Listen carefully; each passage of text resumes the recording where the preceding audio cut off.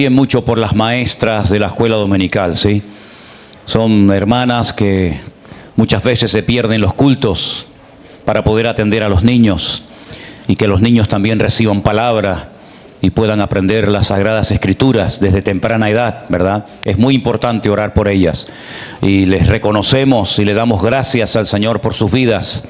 Así que de vez en cuando, papá, mamá, si tu hijo está en la escuela dominical, mientras tú te quedas aquí en el culto escuchando la palabra, pues de vez en cuando acércate a la maestra de tu niño, de tu niña, y dile: hermana, gracias por todo lo que le estás enseñando a mi hijo. Que Dios te bendiga y te reconozco y te doy gracias por lo que el Señor está haciendo a través de ti. Amén, hermanos. Gloria a Dios. Quiero llevarles al libro de los Hechos y ya vamos a pasar ya directamente a la palabra del Señor. Libro de los Hechos, el capítulo 2. Mientras están buscando ese pasaje bíblico en el Nuevo Testamento, permítame decirles que los discípulos, sin lugar a dudas, fueron personas privilegiadas. Conocer, viajar, comer, vivir con el Señor Jesucristo durante años, sin lugar a dudas, tuvo que ser el privilegio más grande que jamás un ser humano podía haber tenido en esta vida. Haber conocido a Abraham, a Moisés, a David, a Daniel, a Isaías y a todos los profetas del Antiguo Testamento, sin lugar a dudas, tenía que ser una maravilla. Pero conocer al Señor Jesucristo, viajar con Él, recorrer todo aquel pequeño país de Israel con Él, la verdad es que no hay palabras para poder describir esa tremenda experiencia que estos hombres tuvieron. Nunca se podían ni haber imaginado, ni en sus mejores sueños, que iban a ser discípulos del Mesías. Yo quiero recordarles que al principio del ministerio de Jesús, si ustedes leen los evangelios, la Biblia cuenta que llegó a tener 70 discípulos.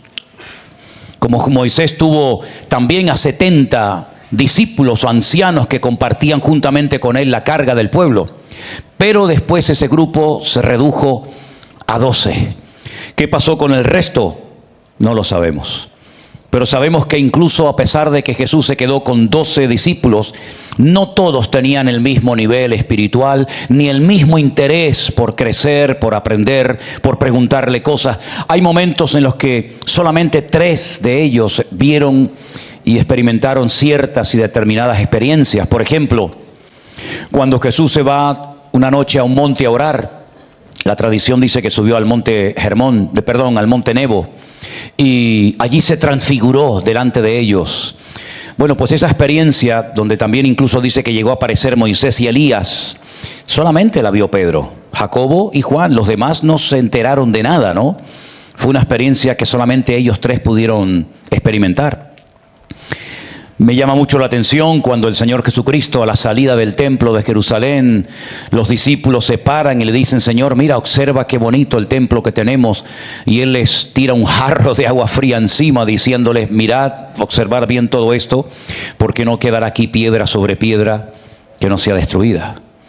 Y descienden el torrente del Cedrón, se tarda unos minutos, se introducen en el monte de los Olivos, tal vez en el huerto de Getsemaní, y me llama la atención que solamente 4, no todos, sino solamente 4, Pedro, Jacobo, Juan y en este caso también Andrés, dice que llamándole aparte le dijeron: Señor, ¿qué señal habrá de tu venida y del fin del siglo? Parece que los demás no tenían interés en saber qué es lo que iba a pasar en el futuro, ¿no? Ellos querían saber alguna señal, alguna indicación, ¿verdad?, referente a la destrucción del templo.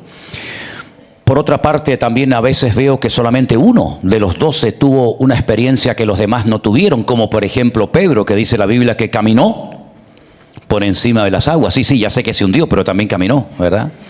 Y fue el único que un día se fue a pescar y dice que al abrirle la boca a un pez, sacó una moneda de dentro, ¿no? ¿Te imaginas que nos pasara eso a nosotros hoy en día?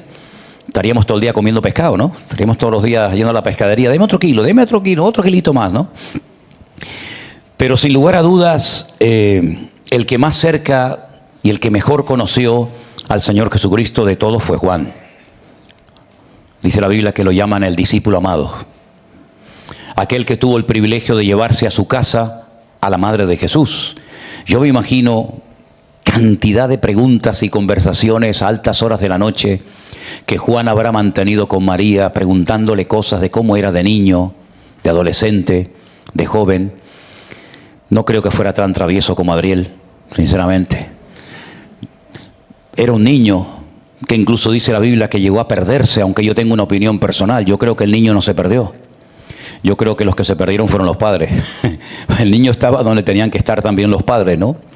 Pero sea como sea, esos 3 años les cambiaron la vida, pero nunca, salvo en una ocasión, ellos entendieron realmente quién era el Señor Jesucristo.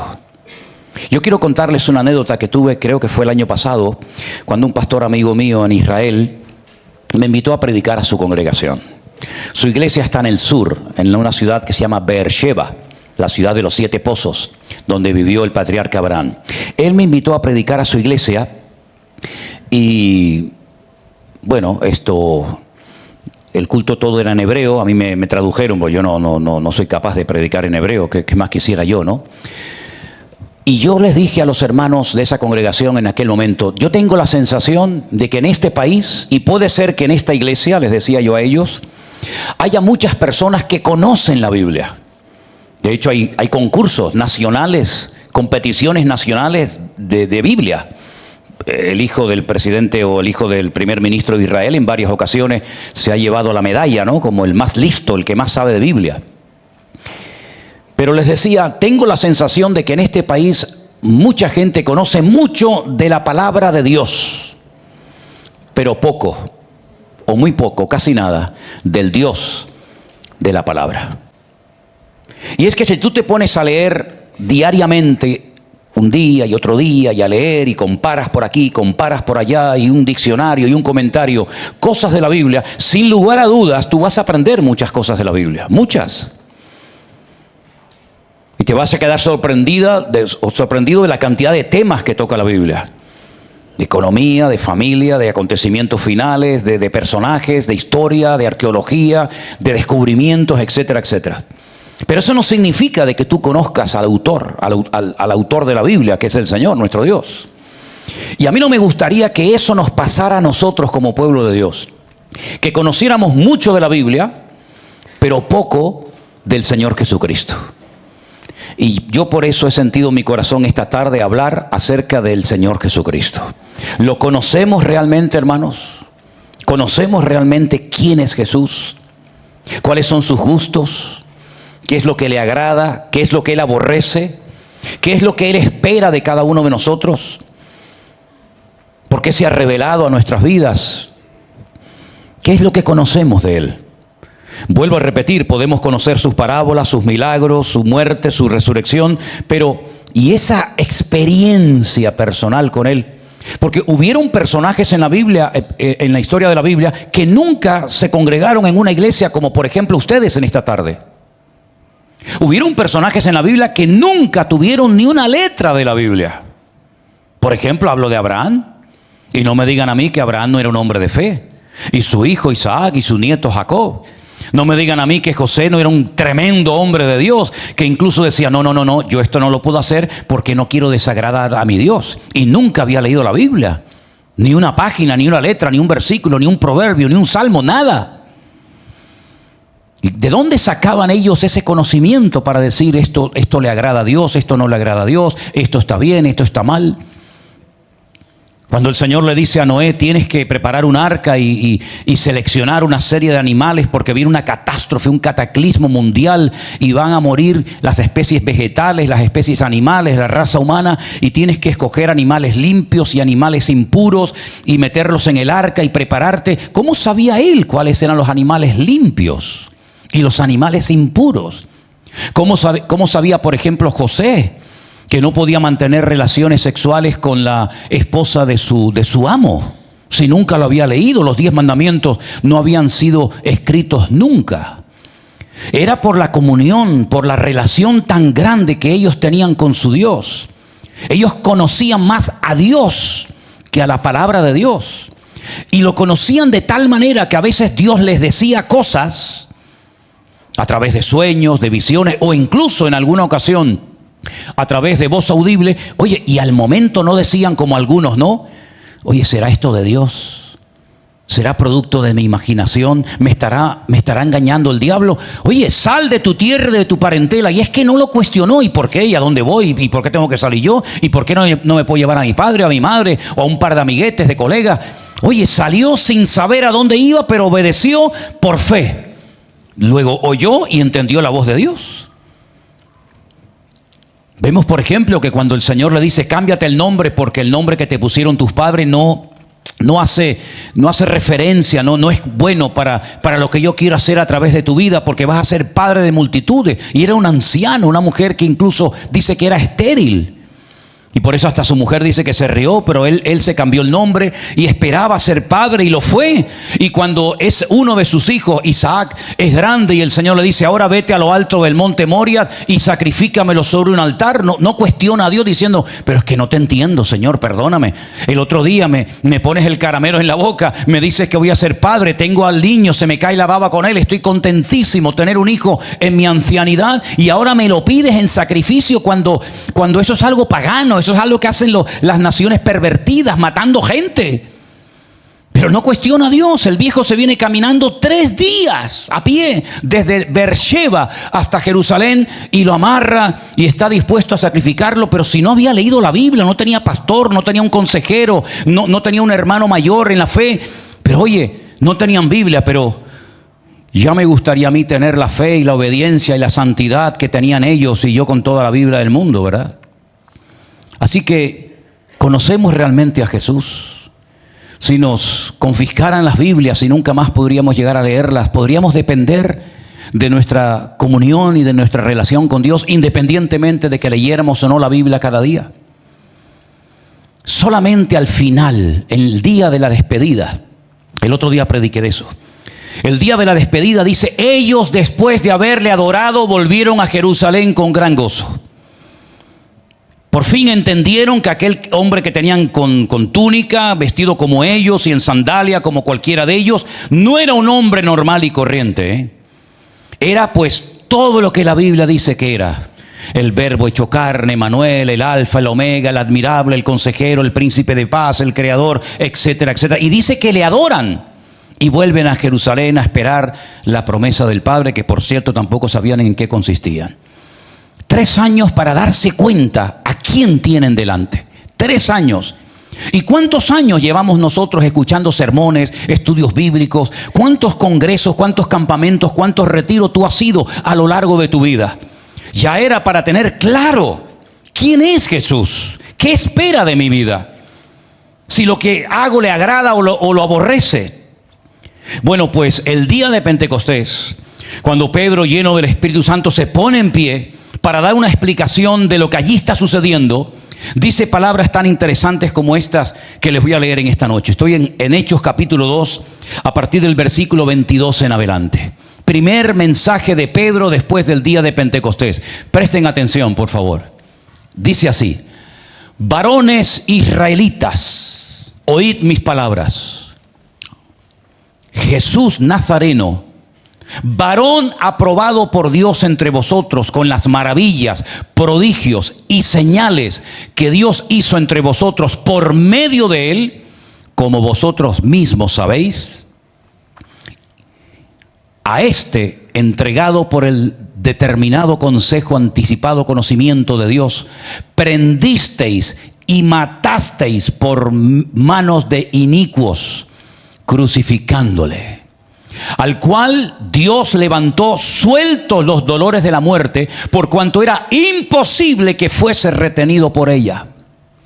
Porque David dice de él: veía al Señor siempre delante de mí, porque está a mi diestra, no seré conmovido.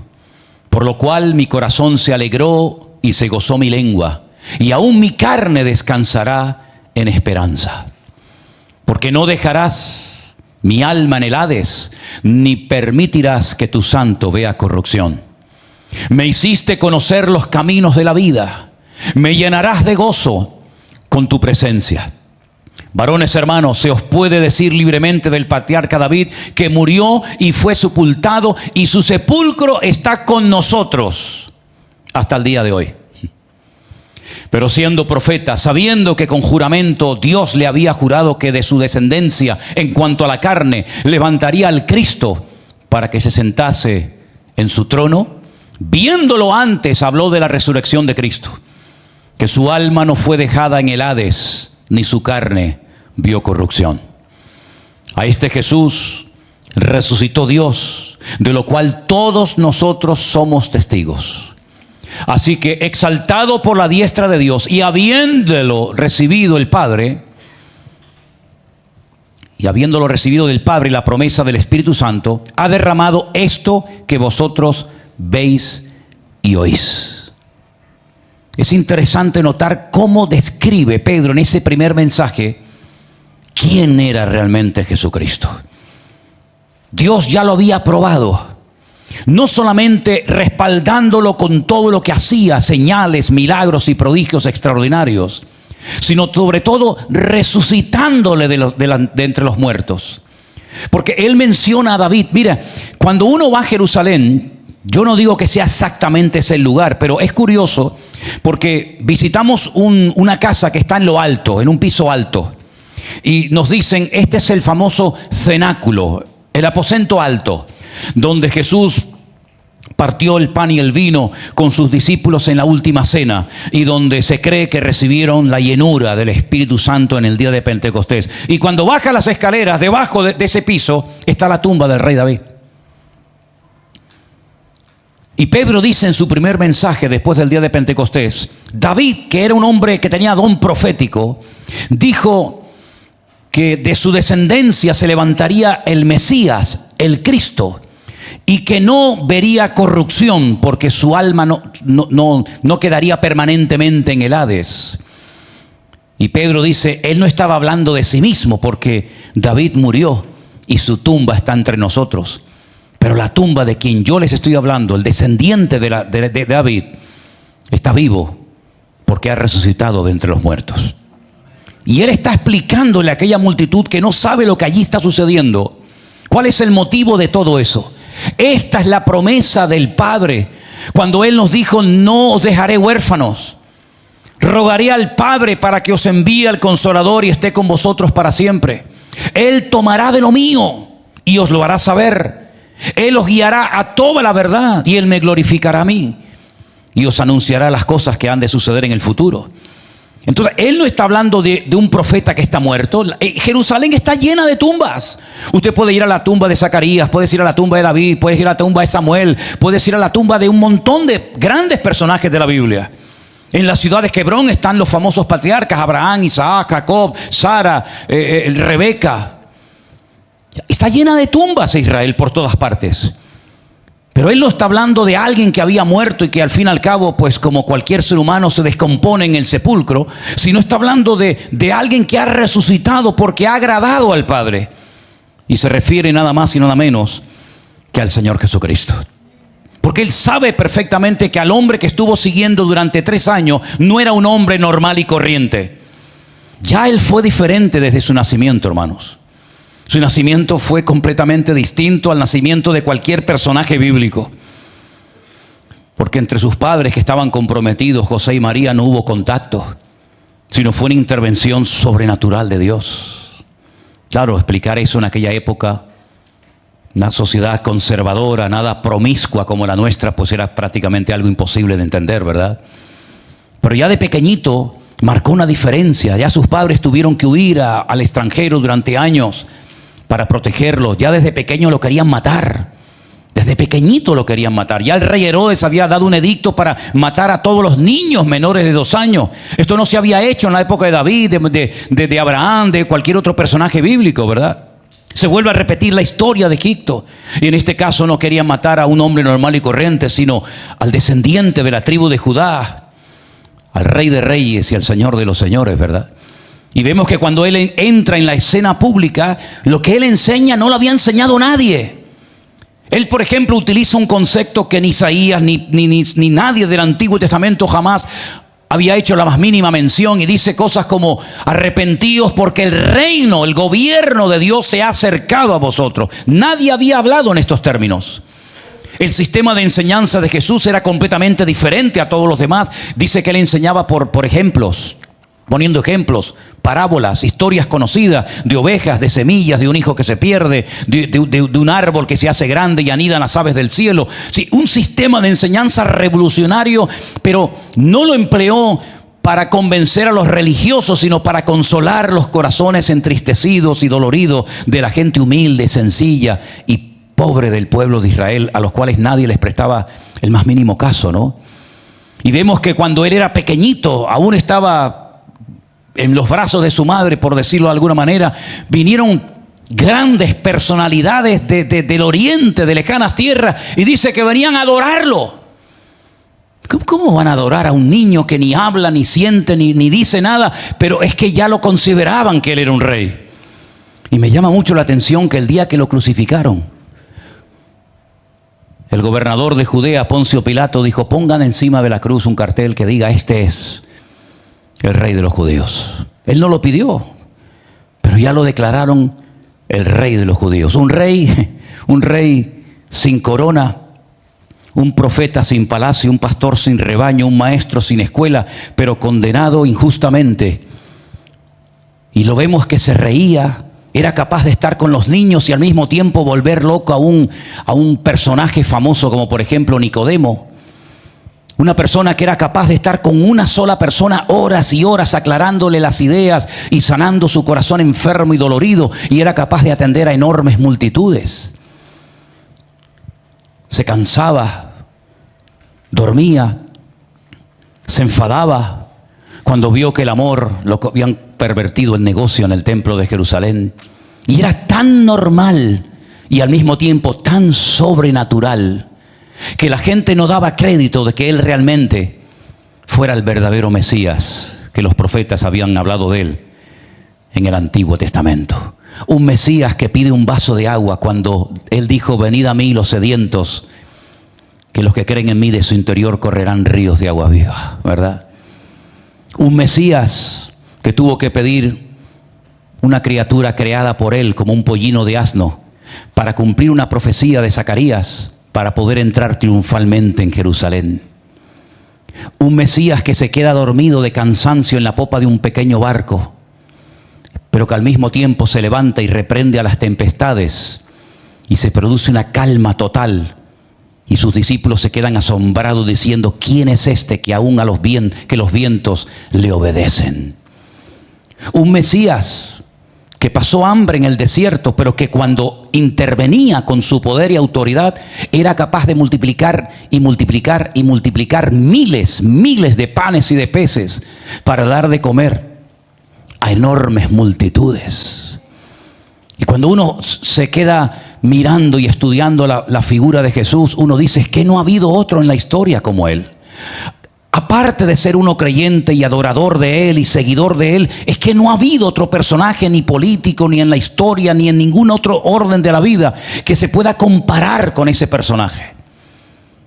Puedes estar a favor, puedes estar en contra, como él dijo: algunos me odiarán, otros me amarán, unos entran y otros salen, pero es curioso que la historia la partió en dos y nuestro calendario se basa en su venida, en su nacimiento. Hay un antes y hay un después de Jesús. Algunos darían la vida por él, como lo han hecho, ¿no?, a lo largo de la historia. Y otros darían lo que fuera por quitarlo de nuestras mentes y de nuestras vidas y de nuestras congregaciones. Pero él sigue vivo, hermanos. Las canciones, las poesías, las películas, las poesías que se han hecho en torno a él son ilimitadas. Hoy hemos estado cantando, ¿y a quién le hemos cantado? A él. Hoy hemos comido pan y vino, ¿y por qué lo hemos hecho? En memoria de él. Todo lo que estamos haciendo a lo largo de la vida lo hacemos por él y para él, porque hemos entendido que ya la vida no tiene ningún otro sentido si no es por él. Y por eso, mis queridos hermanos, los que no le conocen no nos entienden.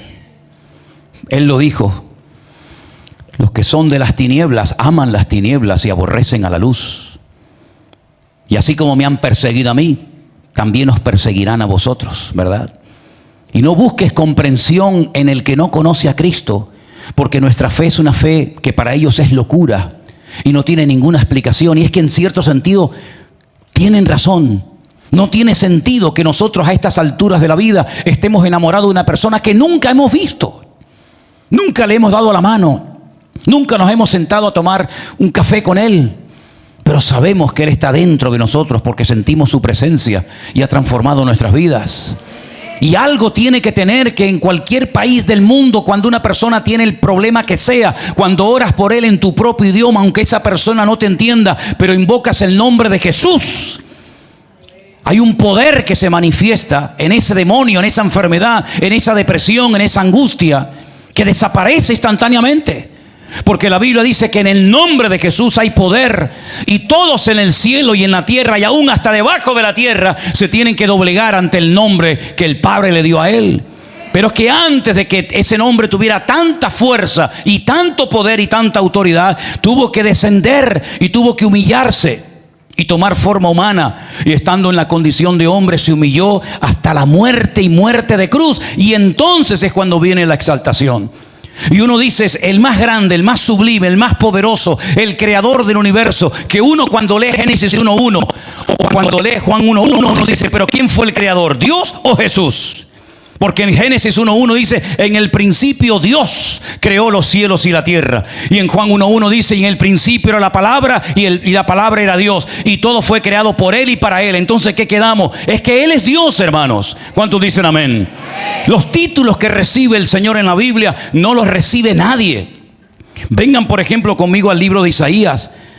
En el libro de Isaías, mis queridos hermanos, hay una declaración tremenda que nos habla acerca de quién era realmente el Señor Jesucristo, aunque aparentemente no parecía que fuera Él. En Isaías capítulo 9, versículos 6 y 7, ¿me lo ponéis ahí?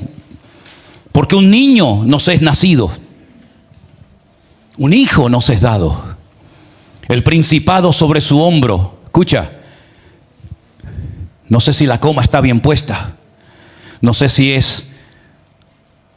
se llamará su nombre admirable, o deberíamos de haber leído como es en el hebreo, que no hay comas ni puntos. Se llamará su nombre admirable consejero. Nosotros decimos admirable, coma, consejero, coma. En hebreo es todo seguido. Porque no hay tiempo ni para decir, es admirable, fíjate. También es consejero. No, es que es todo seguido. Léelo seguido. Su nombre es admirable, consejero, Dios fuerte, Padre eterno, príncipe de paz. Y te faltaría el aliento para seguir diciendo todo lo que Él es y todo lo que Él hace. Él está hablando ahí del Mesías. Un niño que nacería, que sería llamado admirable, consejero, Dios fuerte, Padre eterno, príncipe de paz. Y sigue diciendo el versículo 7, porque lo dilatado de su imperio y la paz no tendrán límite. Qué tremendo. Sobre el trono de David y sobre su reino, disponiéndolo y confirmándolo en juicio y en justicia desde ahora y para siempre. El celo de Jehová de los ejércitos hará todo esto. No hay ni un solo libro de la Biblia que no hable de Él. Todos los libros de la Biblia hablan de Jesús. En uno de una manera y en otros de otra manera. Pero hay como una especie de hilo conductor que une el Génesis con el Apocalipsis. El Antiguo con el Nuevo Testamento. Y todo lo que ves, todo siempre apunta en la misma dirección. Cristo, Cristo, Cristo, Cristo. Lo ves como sacerdote, lo ves como cordero, lo ves como profeta. Lo ves por todas partes, lo ves a Él.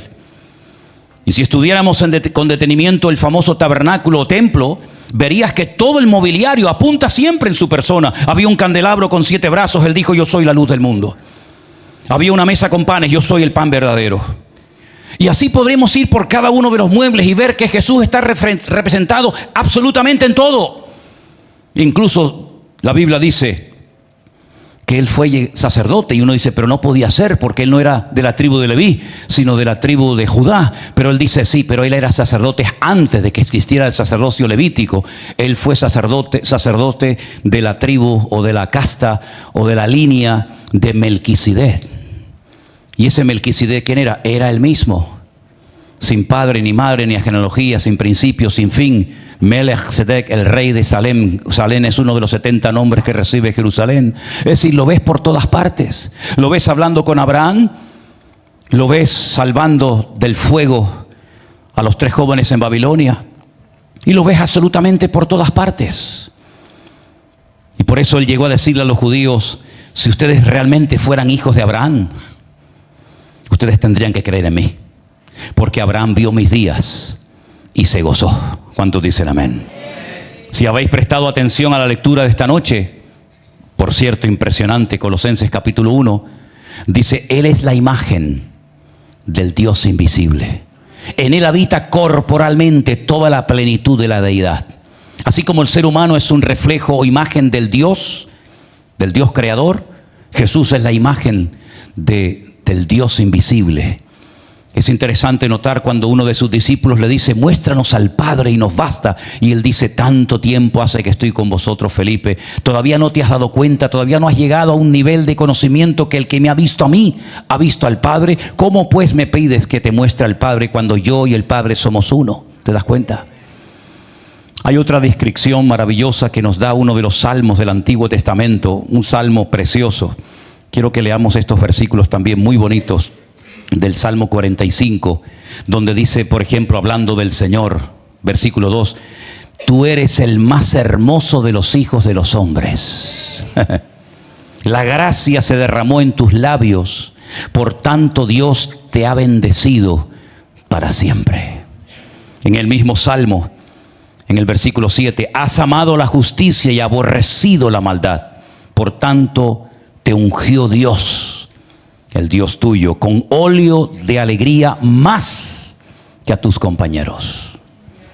Pero por otra parte era tan normal, tan parecido a cualquier ser humano, que incluso la noche que Judas decidió venderlo, no dijo: miren aquel, el más alto, el de pelo largo, el de ojos claros, el más guapo, el más fuerte. No. Tuvo que acercarse a él en la oscuridad de la noche y darle un beso y decir: al que yo besare, ese es. Porque era tan parecido a los seres humanos que la gente no daba crédito de que él era Dios en carne y hueso, con sandalias y sin ningún tipo de gloria ni de pompa, pero todopoderoso, capaz de decirle a unas personas: este es un verdadero israelita. Aquel Natanael le dice: ¿de qué me conoces tú a mí? Y le dice: yo te vi a ti cuando estabas debajo de la higuera. Era capaz de perdonar los pecados a una persona cuando todo el mundo sabía perfectamente que solamente Dios tiene capacidad para perdonar los pecados, pero él lo hacía. Y era capaz de traspasar paredes de tal manera que ahora está en Jerusalén y a la 10ª de segundo está en Emaús, camino a Emaús, hablándole y abriéndole las escrituras a unos discípulos que van un poco confundidos por el camino, porque después de la resurrección era completamente diferente, ¿no?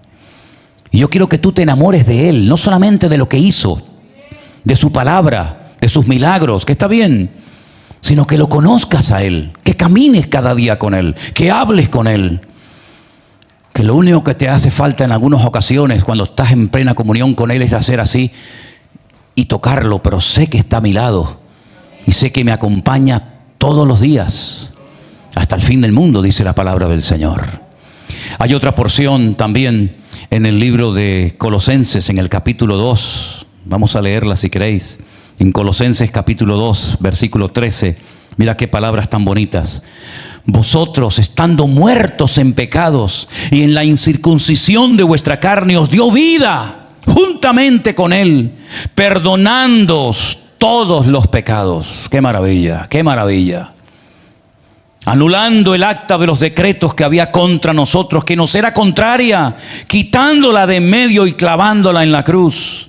Y despojando a los principados y a las potestades, los exhibió públicamente, triunfando sobre ellos en la cruz. ¿Cuántos dicen amén?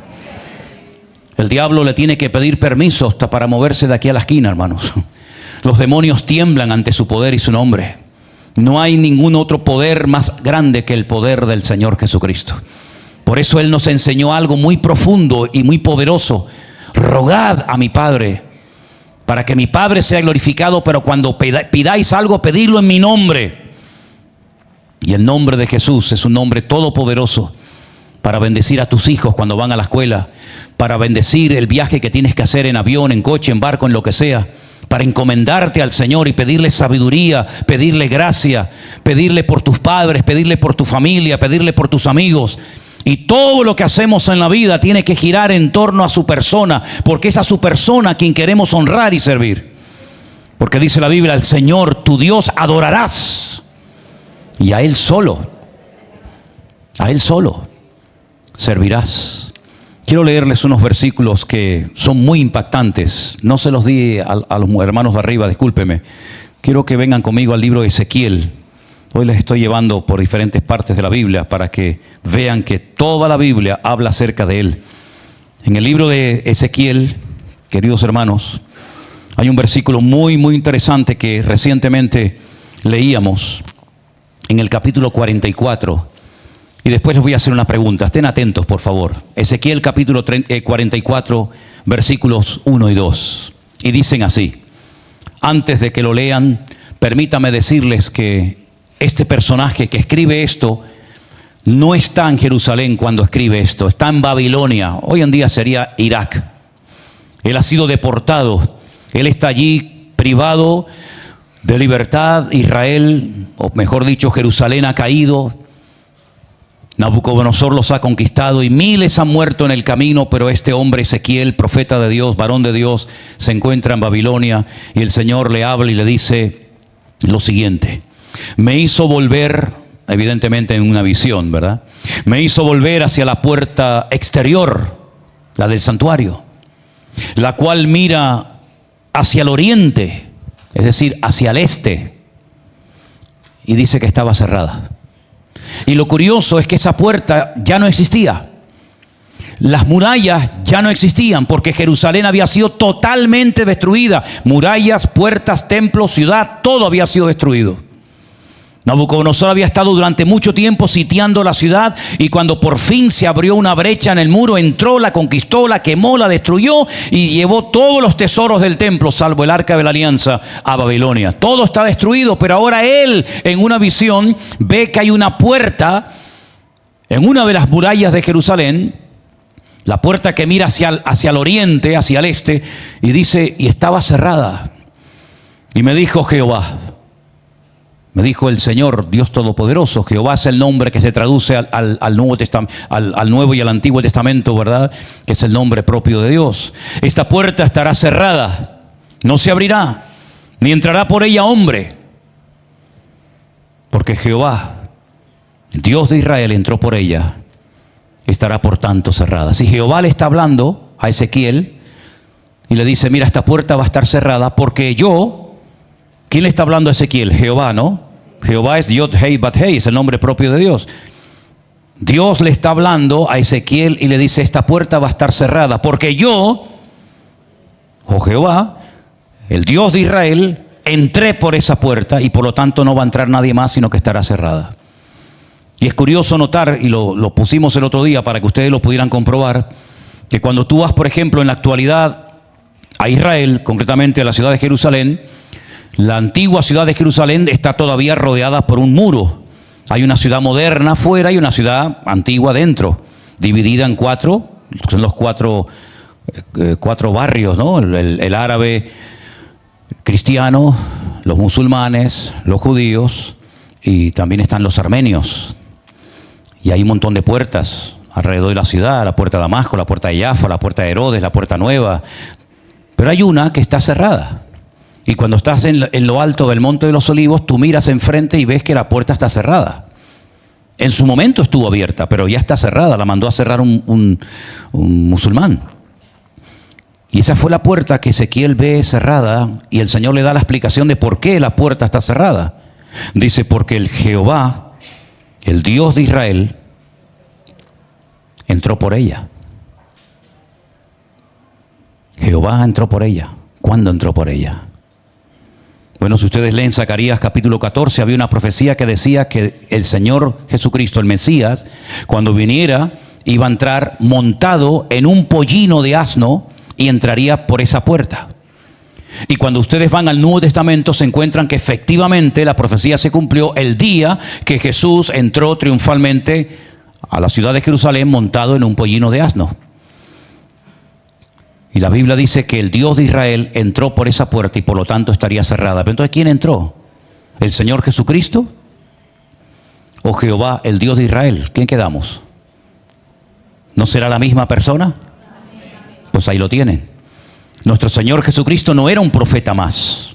Eso es lo que dicen, por ejemplo, los musulmanes de Él, que fue un profeta, pero que no fue el último ni el más importante. Fue un profeta más.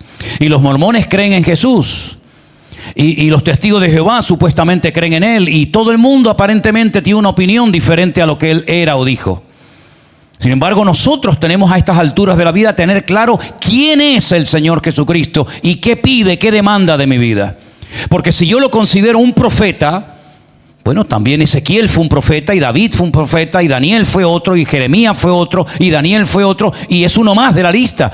Pero si fue mucho más que un profeta, que fue mucho más que un profeta, la pregunta es ¿quién es realmente el Señor Jesucristo? Bueno, Él se autodefinió. Y Él dijo, yo soy el camino, la verdad y la vida. Y nadie va a ir al Padre sino solamente a través de mí. Y se autodefinió y se comparó con una puerta. Dijo, yo soy la puerta, que por mí entrare, entrará y saldrá y hallará pastos. Y yo soy la vid verdadera. Y en varias ocasiones se compara con cosas para que la gente entienda quién es realmente el Señor Jesucristo. No es que fuera una puerta, literalmente hablando, no es que fuera un camino o una vid, pero todo eso Él lo utilizó para definirse, para que tú y yo supiéramos a estas alturas de la vida a quién estamos cantando en los cultos cuando nos reunimos entre semana o los domingos.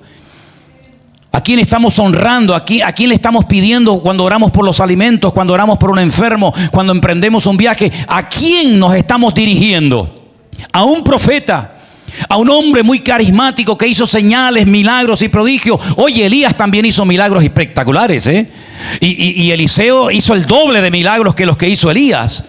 Y Moisés, ni te cuento, los milagros que hizo Moisés no los ha hecho nadie a lo largo de la historia. Pero no adoramos a Moisés, no adoramos a Elías, no adoramos a Pablo, no adoramos a ningún profeta. Solamente adoramos al Rey de Reyes y Señor de los Señores, que es Cristo Jesús, nuestro bendito y amado Salvador. Aleluya. Solamente a Él, solamente a Él. Y permíteme decirte algo más. Cuando su madre, María, tuvo el honor y el privilegio de ser visitada nada más y nada menos que por Gabriel, aquel ser angelical tremendo que se apareció a Daniel en el Antiguo Testamento, cuando ella está en su casa, en su ciudad, y se le presenta este personaje, se le presenta y le dice, salve muy favorecida, el Señor es contigo, bendita tú entre todas las mujeres. Y le da una profecía y le dice, vas a quedar embarazada de un hijo varón, será grande, será llamado Hijo del Altísimo, tendrás que ponerle el nombre Yeshua, que significa salvación o salvador. Y le dice, y este reinará sobre la casa de Jacob para siempre, y su reino no tendrá fin. Cuando tú vas al libro de Daniel, tú ves que hubo un profeta que le da una interpretación a un rey que tiene un sueño que ni se acuerda del sueño que tuvo, y mucho menos se va a acordar de lo que significa el sueño. Y cuando el Señor le revela a su siervo Daniel lo que Nabucodonosor soñó y lo que significa dicho sueño, este rey se quedó sorprendido, porque jamás, nunca se le había pedido a nadie que te contara el sueño y que después te dijera la interpretación. Y le dice, oh rey, tú viste una estatua enorme cuya cabeza era de oro. Esa cabeza de oro eres tú, eres el reino de Babilonia. Pero quiero que sepas que después de ti se levantará otro reino. Tu reino no será un reino eterno, tendrá un fin. Y se levantará otro reino que será el reino de los medos persas. Y por eso ya no ves que todo es de oro, sino es de plata. Pero después este imperio también desaparecerá en la historia. Y se levantará un tercer imperio. Y por eso en la imagen ves que hay bronce. Y ese es el tercer imperio, el de los griegos, el de Alejandro Magno. Pero ese imperio también va a desaparecer, aunque fue enorme y poderoso. Y se levantó un cuarto imperio, que dice la Biblia que estaba representado por el hierro y barro. Dice, y ese será el imperio de Roma, el que gobernará en los últimos tiempos, cuando venga el Mesías, ¿verdad? Pero dice la Biblia que de repente ve una pequeña piedra que viene rodando montaña abajo, y la piedra cada vez se va haciendo más grande y más grande y más grande, y se hace una piedra, un monte enorme, y golpea a la imagen y la desmenuza, y no quedó nada de la imagen, ni de Babilonia, ni de los medos persas, ni de los griegos, ni de los romanos. Y dice que esa piedra se hizo un monte enorme y todos lo adoraron, y es el reino eterno de nuestro Dios. Y eso es lo que le está profetizando, es lo que le está recordando Gabriel a María cuando le dice, mira, el niño va a nacer, y un hombre en Jerusalén le dijo, mira, y vas a sufrir porque como una espada que te clavan en el alma. Y lógicamente estaba hablando del día de su resurrección, de su crucifixión. Dice, pero también tienes que recordar que será grande, hijo del Altísimo, y reinará sobre la casa de Jacob para siempre, y su reino no tendrá fin. Y eso no ocurrió en su primera venida. Quisieron hacerlo rey, pero él se negó, porque él no vino como rey, sino él vino como siervo sufriente a morir. Pero cuando venga el león de la tribu de Judá, toda rodilla se doblará y toda lengua confesará que Él es el Señor, para gloria de Dios Padre. Y todo el mundo reconocerá que Él es el Rey de reyes, Señor de los señores, principio y fin, y que no hay nada ni nadie tan digno de honra y de gloria como Él. Y qué privilegio, hermanos queridos, que tú y yo hemos entendido todo esto, ¿sí o no? Gloria a Dios que hemos entendido esto antes de que muriéramos. Porque si yo hubiera muerto antes de haber entendido el Evangelio, yo estaría condenado eternamente, y eso me da pánico. Me da pánico y un temor de Dios, decir, yo me podía haber condenado por no haber oído el Evangelio. Porque uno dice, ¿cómo se salva la gente? ¿Cómo forma uno parte de ese gobierno, de ese reino de Dios? El primer paso es el arrepentimiento. El segundo, la permanencia y la constancia. El cuarto, la santidad. El quinto, el servicio. Y dice, y con paciencia ganaréis vuestras almas. Y si no eres fiel hasta la muerte, no vas a heredar la corona de vida. Es decir, es un proceso, es un día a día, es una lucha diaria, pero merece la pena, hermanos. Porque la Biblia dice que estamos peleando una buena batalla. Y estamos corriendo la carrera. Y al final nos estará esperando nuestro Señor Jesús. Así que, mis queridos hermanos, si no tuviéramos acceso a las Sagradas Escrituras nunca más a partir de hoy, yo creo que tenemos suficiente conocimiento para seguir enamorándonos de Él y para decirle, ven pronto, Señor Jesús, a mi vida. ¿Cuántos dicen amén? Cierra tus ojos en esta noche donde estás, y espero que todos y cada uno de ustedes conozcan personalmente al Señor Jesucristo. Espero que todos y cada uno de ustedes sepan a quién adoramos, a quién cantamos, a quién reverenciamos y a quién queremos servir con todas nuestras fuerzas y con todo nuestro corazón. Aleluya. Le damos un fuerte aplauso a los hermanos de bienvenida. Dios les bendiga, hermanos. Bienvenidos, bienvenidos. Ellos vienen huyendo del frío. Vienen de Milán, donde seguramente sí, sepamos, con toda seguridad, hace muchísimo más frío que aquí. Así es que bienvenidos, hermanos. ¿Hasta cuándo van a estar por aquí? Hasta el 7 de febrero. Bueno, habrá tiempo de sobra, ¿verdad?, para saludarlos y estar con ellos. Así que, por favor, después del culto, no sé si quieren decir algo, hermanos. No lo sé. ¿Está bien? ¿Está bien? Ok, está bien. Que por mí no sea, ¿De acuerdo? Bueno, gloria a Dios. Después oramos por Matías. Él sale mañana para Argentina, ¿sí? Y después de Argentina ya él viaja directamente a nuestro congreso en Estados Unidos. Por cierto, ¿cuántos están orando por el congreso? Por favor, no dejen de hacerlo. Es la primera vez que vamos a tener esta actividad así. Y bueno, están las cosas calentitas por allí en los Estados Unidos con todo esto de la inmigración y, en fin, que todos los hermanos que tengan en su corazón el deseo de ir y que se hayan inscrito, que lo puedan hacer, que no haya problemas, que no nos molesten, ¿verdad? Y que todo salga bien. Ese es el objetivo, ese es el deseo, ¿no? Ya hemos pasado hace rato ya de la cifra de 1000. Así es que yo creo que va a ser un tiempo maravilloso y hay varias noticias, algunas buenas, otras tal vez no tan buenas. Por ejemplo, una noticia buena es que Jerónimo me decía que ya tiene los papeles. Gloria a Dios. Ya están papelados. Bueno, después de una larga espera, Jerónimo ya tiene los papeles. Gloria a Dios. Ahora él va a solicitar la visa para ver si puede estar en el Congreso de los Estados Unidos. Así que le pido a todos los hermanos que están viéndonos de Estados Unidos que por favor estén orando por él. Porque, hombre, si le dieron la visa a nuestro hermano Osman, que viene de Colombia, sin ningún problema, a él y a su esposa, negársela a Jerónimo me parecería una injusticia, ¿no?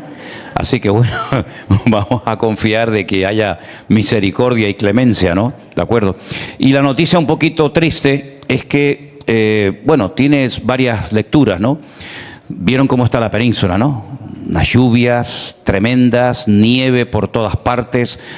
Nos mandó nuestra hermana Nancy Estela de Madrid unas imágenes cuando iba a su trabajo, una nevada terrible en Madrid, está haciendo frío, lluvia, viento por todas partes. Y esto, pues, en fin, viene bien, ¿no? Para los embalses, para la tierra. Pero, ¿qué ocurre? Que nuestro hermano Joselo, al cual le mandamos un saludo si nos está viendo ahora mismo desde la finca Alicante, pues llevan varios días sin poder hacer prácticamente nada. Ahora me acaba de mandar unas fotografías porque están colocando luces en el aparcamiento de la finca para que cuando la gente venga por la noche, pues tengan luz. Hoy teóricamente tienen culto, ya teóricamente tienen que estar... Ah, no, perdón, los viernes, perdón, sí, disculpe. Me mandó una foto ahora que me dice, hemos colocado algunos focos, pero es que no para de llover, pero torrencialmente. Y el viento nos ha tumbado los árboles que hemos plantado. Sí, yo sabía que iban... A ver, ¿lo pueden hacer más fuerte? Bueno, en algunos sitios dicen, otros dicen, En Alemania, ¿cómo dicen, Cordy? Bueno, en otros dicen, Bueno, el tema es que se cayeron los árboles y si hay algún voluntario o voluntaria que quiera ir a repararlos, gracias a Dios no se han partido, solamente ha llovido mucho, la tierra se ha ablandado y los ha tumbado todos. En cierto sentido mejor que los haya tumbado a que no los haya partido, ¿no? Pero hay que volver a enderezarlos todos. Entonces, si dentro de unos días o cuando ustedes puedan, se pueden dar un saltito por allá. Yo, encantado de la vida, me iría ahora mismo, créanme. Le diría, Anderson, Jerónimo, sube aquí, predica, me voy para Alicante a levantar los árboles. Pero es que nos vamos dentro de unos días a Israel, en principio. En principio, la idea es irnos el día 10 para Israel. Pero tampoco lo puedo asegurar 100% porque el patio está... muy interesante y entonces a lo mejor tampoco podemos ir. Ya ha habido varias compañías aéreas que han suspendido los vuelos. ¿Ya se recuperó? Pues mira, pues gloria a Dios. Bueno, en algún lugar hay que morir, ¿no? Entonces oren para que podamos viajar. Ya te digo, si no, me iría ahora mismo a Alicante a ayudar a la finca, a ayudar a los hermanos a levantar esos 140 árboles. No creo que se hayan caído todos, pero muchos sí. Entonces, bueno, oren por este tema, amén, hermanos. Pero los árboles no se levantan orando, Yo les agradezco las oraciones, pero si ustedes tienen fe para orar esta noche y que se levanten los árboles, de verdad que les felicito la fe que tienen. Yo no tengo fe que con nuestras oraciones los árboles se van a levantar. No, porque hay reglas naturales. Está bien el apoyo en oración, está bien está todo, eso está muy bonito. Pero los árboles se levantan trabajando. Entonces, si hay alguien que tiene tiempo y está aburrido y se deprime porque no sabe lo que hacer, pues ya sabe lo que tienes que hacer. Mañana te vas para allá y comienzas a levantar unos cuantos árboles. ¿De acuerdo, hermanos? Pues nada, vamos a orar un momentito, vamos a pedir que el Señor nos hable por su palabra, que salgamos de aquí fortalecidos. Nos da mucha alegría ver a nuestra hermana Cruzita, que hacía tiempo que no la veíamos. Dice, es que me llevaron para el sur, estaba para el sur, para más allá de Abades. Pero gracias al Señor está con nosotros en esta noche. Nos da mucha alegría verla. Gracias, Señor, por este tiempo, por esta palabra que vamos a compartir, que sea de edificación, de ánimo y de fortaleza para nuestra vida, nuestra fe, y que tú abras nuestro entendimiento para que podamos recibir tu palabra con gozo, con alegría y expectantes por todos los principios que seguramente algunos recordaremos y otras cosas que tú también traerás a nuestras vidas para nuestro crecimiento y nuestro desarrollo espiritual, Señor. Pedimos todo en el nombre de Jesús. Amén. Y amén. Quiero llevarles a Filipenses capítulo 4, por favor, en esta noche. Filipenses capítulo 4. La semana pasada yo les hablaba acerca de un acontecimiento que sin lugar a dudas marcó un antes y un después, no solamente en la historia del pueblo de Israel, sino a nivel universal. La liberación de la esclavitud de Israel. Después de mucho tiempo, de más de 400 y pico de años viviendo en ese país, aunque dije también, y lo recalco, que no fueron 400 años de esclavitud, estuvieron muchos años disfrutando, gozando de todas las bendiciones que habían venido por medio de la vida de José, pero se calcula que aproximadamente unos 200 años sí estuvieron como esclavos. Y es triste, ¿no? Cuando una persona se cría, cuando nace en un país bendecido, bonito, rico, que de repente empiecen a cambiar las cosas hasta el punto que te conviertan en un auténtico esclavo, pues es realmente triste. Eso fue lo que le ocurrió a este pueblo, ¿no? Llegaron como unas 70 personas y dice la Biblia que se reprodujeron de tal manera que Faraón tuvo miedo de que los hebreos se apoderaran del país, de sus riquezas, de sus tierras, y por eso los convirtieron en esclavos. Y dice la Biblia que gemían y oraban cada día para que el Señor hiciera un milagro. Era muy difícil porque realmente ¿quién los iba a sacar de allí? ¿Quién se iba a enfrentar con el poderío del faraón? Era prácticamente imposible. Pero dice la Biblia que lo que es imposible para los hombres es posible para Dios. En el desierto hacía 40 años que había un hombre cuidando ovejas, que no era pastor, se convirtió de la noche a la mañana en pastor de ovejas. Por cierto, no eran de él, eran de su suegro Jetro, porque tuvo que huir de Egipto después de haber matado a un hombre. Y cuando tenía 80 años, el Señor lo llama y le dice: es tiempo de volver a Egipto. Sácame a mi pueblo y llévalo a la tierra prometida. Este hombre al principio no las tenía todas muy claras. Él dudaba de que él realmente pudiera ser instrumento útil en las manos de Dios. Él incluso cuestionó el llamado. Él incluso hizo todo lo posible para no ir. Incluso le dijo al Señor que él era torpe a la hora de hablar, a la hora de expresarse. Pero el problema lo solucionó el Señor diciéndole: no vas a ir solo, te va a acompañar tu hermano Aarón. El tema es que fue, y al principio cayó muy bien la noticia de que Dios lo enviaba para libertar al pueblo de la esclavitud. Pero las cosas comenzaron a ir de mal en peor.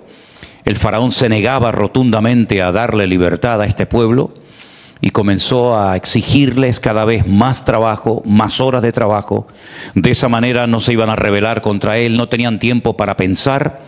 Pero finalmente, después de más de un año aproximadamente, después de aquellas 10 plagas terribles que destrozaron el país, la economía e incluso al heredero al trono, lograron salir. Pero seamos sinceros, hermanos. El pueblo de Israel salió de Egipto, pero Egipto no salió fácilmente de sus corazones. Eran muchos años, muchas costumbres, mucho tiempo, y una persona no cambia de la noche a la mañana. A menos que Dios haga un milagro radical en esa vida, la gente no cambia, ni deja sus costumbres, ni sus tradiciones, ni su forma de pensar, de vivir y de reaccionar de la noche a la mañana. Es un largo proceso. No porque al Señor le cueste cambiar a la gente, no porque al Señor le cueste cambiar nuestra mente. No, Dios no tiene ningún problema en ese sentido. Es que somos nosotros los que muchas veces con nuestra actitud, con nuestras ataduras y con el Egipto que llevamos dentro, frenamos la obra que Dios quiere hacer en nuestras vidas. Dios puede hacer maravillas, Dios puede usarte, Dios puede bendecirte y sorprenderte de una forma tremenda, pero a veces no se dan. Seamos sinceros, no se dan las condiciones indispensables para que tú cambies y te conviertas de la noche a la mañana o en poco tiempo en una persona útil y eficaz en el reino de Dios. Hay gente incluso que están años y siempre están igual. Siempre están luchando de vez en cuando con sus vicios, con sus ataduras, con sus complejos, con sus traumas, con sus recuerdos, etcétera, etcétera. Yo recuerdo una vez, bueno, he tenido varias experiencias de ¿no? Pero me acuerdo una vez que fuimos a buscar a una hermana con la furgoneta que teníamos en la iglesia, en la isla de La Gomera. Allí estuvimos viviendo un tiempo, pastoreando una iglesia, y me acuerdo que había una hermana que la íbamos a buscar a su casa. Y mira que se lo dijimos varias veces, pero cada vez que se montaba en la furgoneta para ir al culto, ella decía Dios delante y cogía así y se persignaba. Y yo decía, hermana, ya no hace falta que haga eso. Bueno, es que es una costumbre que yo llevo desde niña, ¿no? Y siempre lo hacía. Y otra vez me pasó, una hermana estaba a punto de ser bautizada y el agua estaba tan fría que cuando entró al agua no se le ocurrió otra cosa que persignarse. Y yo digo, madre mía, ¿cómo está el patio? También me dijo una vez Miriam, cuando viajábamos a Israel, pasábamos por encima de Suiza y una turbulencia tremenda. Además, en la parte de atrás del avión generalmente se nota más las turbulencias, ¿no? Y iba con nosotros una hermana de aquí, de Tenerife, de otra iglesia, y se asustó tanto que empezó a orar y no paraba de persignarse, ¿no? Pero en fin, es lo que digo, ¿no? Es que la gente no cambia de la noche a la mañana. Y eso que estamos aquí en la iglesia. Y aquí en la iglesia no te comportas como tú realmente eres. Nadie se comporta en la iglesia en este corto y breve tiempo que estamos aquí como uno realmente es en la intimidad. Seguramente tú usas palabras y expresiones y tal vez algún taco, alguna palabrota de vez en cuando que aquí no la dirías nunca, ¿no? Porque no tienes la libertad y a lo mejor ni siquiera el tiempo, ¿no? Llevó mucho tiempo, ya digo, sacar a Egipto del corazón de los hijos de Israel. De hecho, cuando Moisés faltó un tiempo, la Biblia dice que no se les ocurre otra cosa que construir, que hacer un becerro de oro. Y dijeron, estos son nuestros dioses, volvamos otra vez a Egipto. Es tremendo, ¿no? Por eso la semana pasada leíamos el versículo de Gálatas 5:1 que decía, estad firmes en la libertad con que Cristo os hizo libres, y no estéis otra vez sujetos al yugo de esclavitud. Parece ser que en la iglesia de Gálatas, en Galacia, cuando el apóstol Pablo se ausentó de la misma, comenzaron a entrar en la iglesia falsas enseñanzas, falsas doctrinas, hombres que venían de otras partes diciéndole a la gente que si no observaban, si no cumplían los 613 mandamientos de la ley de Moisés, no podían ser salvos. Pablo se entera de esto y entonces él escribe la carta a los Gálatas, que es una maravilla. Y en esa carta les apela, les recuerda que no hay otro evangelio diferente del que ellos recibieron. Que la ley fue un medio, no un fin en sí mismo. La ley fue un medio para llevarnos a Cristo. Y una vez que vino Cristo, la ley quedó obsoleta. Ya no tiene ninguna razón de ser. No porque ahora vivamos sin ley, sino que ahora estamos en la ley de Cristo, que es incluso en algunos aspectos mucho más exigente que la ley de Moisés. No les quepa a ustedes la menor duda. Ahora bien, para mantenernos en la libertad, para mantenernos en victoria y con la bendición de Dios todos los días de nuestra vida, tenemos que aprender cada día cosas. Algunas las recordamos, otras tal vez serán para algunos nuevas en esta noche. En Filipenses capítulo 4, el versículo 8 nos habla acerca de cómo tenemos que pensar los creyentes en la actualidad. Y dice lo siguiente: por lo demás, hermanos, todo lo que es verdadero, todo lo que es honesto, todo lo que es justo, todo lo que es puro, todo lo amable, todo lo que es de buen nombre, si hay virtud alguna, si algo digno de alabanza, en esto pensad. Lo que aprendisteis y recibisteis y oísteis y visteis en mí, esto haced, y el Dios de paz estará con vosotros. Hay que aprender a filtrar lo que viene a la mente, porque venir puede venir, pero nosotros tenemos que ser responsables de darle lugar o decir, no voy a darle ni un espacio en mi vida, ni un minuto de mi tiempo a estas actitudes, a estas palabras y sobre todo a estos pensamientos. La mente es en cierto sentido la sala de máquinas del ser humano. Trabaja permanentemente, de noche y de día. Aunque parezca mentira, la mente siempre está trabajando. Y el apóstol Pablo sabía perfectamente que una de las tácticas, uno de los sistemas de ataque del enemigo contra los creyentes es mandarle malos pensamientos. Es un experto. Sin embargo, la Biblia dice que tenemos que anhelar, orar y pedir llegar a tener la mente de Cristo. Tremendo, ¿no? Menuda meta tenemos por delante. Llegar a pensar como Cristo pensaba, llegar a tener la mente que Cristo tuvo, una mente limpia, una mente pura, una mente que solamente le daba lugar a buenos pensamientos y descartaba inmediatamente todo lo que no fuera de parte del Padre. Porque Él dice que había venido para ejecutar y llevar a cabo la obra que su Padre le había pedido que hiciera, ni más ni menos, ¿verdad? Él renunció a su propia voluntad, que es otro ingrediente fundamental, es otro aspecto fundamental que tenemos en nuestra vida, la voluntad, el libre albedrío, la capacidad de tomar decisiones. Compro, vendo, me quedo, me voy, hablo, me callo.